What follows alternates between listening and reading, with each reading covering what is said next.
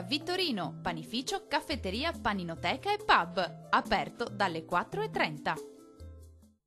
Qualche nube e anche qualche disturbo in alcuni settori delle nostre regioni, specie sui rilievi. Vediamo il dettaglio. Sul Veneto cielo in prevalenza poco o parzialmente nuvoloso, da segnalare la possibilità di qualche breve pioggia sui rilievi vicentini e qualche addensamento sul bellunese.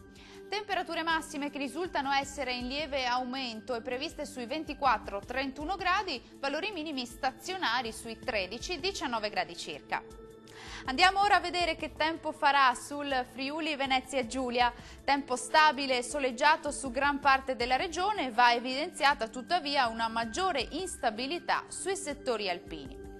Temperature massime attese sui 24-28 gradi, valori minimi previsti intorno ai 13-17 gradi circa.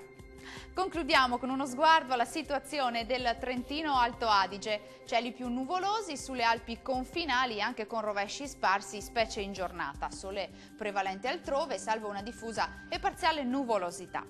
Temperature massime sui 28-29 gradi, minime sui 15 gradi circa. Il mare sarà quasi calmo, localmente calmo nel Golfo di Trieste, i venti deboli da est, localmente moderati nord-orientali sul Golfo di Trieste. Dal meteo di Antenna 3 per ora è tutto, grazie per l'attenzione e arrivederci al prossimo aggiornamento.